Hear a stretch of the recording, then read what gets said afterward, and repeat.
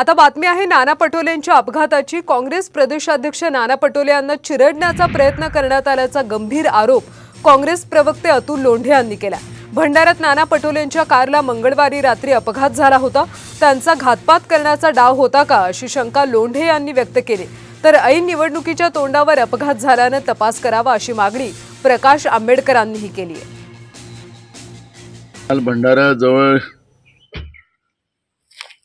आमच्या गाडीला एका ट्रकने मुद्दामून डॅश मारण्याचा प्रयत्न केला आणि त्याच्यामुळे गाडीला पूर्ण एका बाजूने त्यांनी घासत नेलं आणि आम्ही तर सुखरूप राहिलो, पण गाडी पूर्ण त्याच्यामध्ये गाडीचं नुकसान झालं। याच्यामध्ये घातपात आहे की काय आहे ते पोलीस त्याला चौकशी करतील अशी आम्ही त्या पद्धतीची तक्रार दिलेली आहे। ज्या दिवशी प्रधानमंत्रींनी तिथे सभा घेतली त्या दिवशी मुनगंटीवार भावा बहिणीच्या संबंधामध्ये अश्लाघ्य आणि नीच आणि एकदम समाजमान्य नसलेली कमेंट करतात।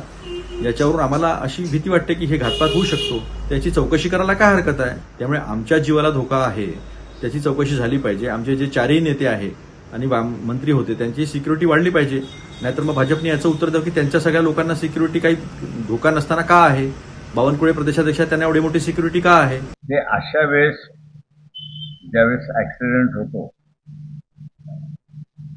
त्यावेळेस मला वाटतं ते ऍक्सिडेंट इश्यू हा सिरियसली घेतला पाहिजे। याचं कारण की इलेक्शन म्हटलं की थोडीफार खुन्नस येतेच, असं नाही म्हणता येत नाही की त्याची चौकशी होणं गरजेचं आहे त्याच्यामध्ये।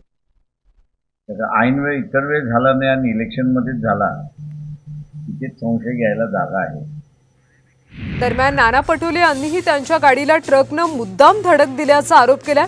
तर ही महाराष्ट्राची संस्कृती नाही असं प्रत्युत्तर भाजप प्रदेशाध्यक्ष चंद्रशेखर बावनकुळे यांनी दिलं।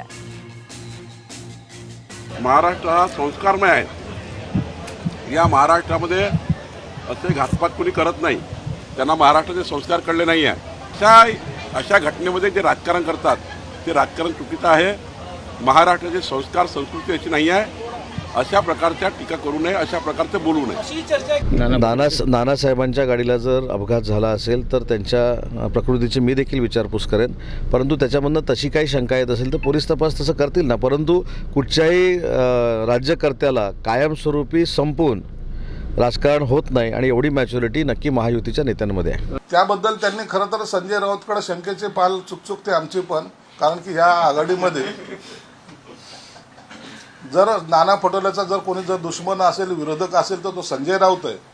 म्हणून याची पोलीस चौकशी झाली पाहिजे आणि कोण याच्या पाठीमागे आहे याचाही शोध घेतला पाहिजे।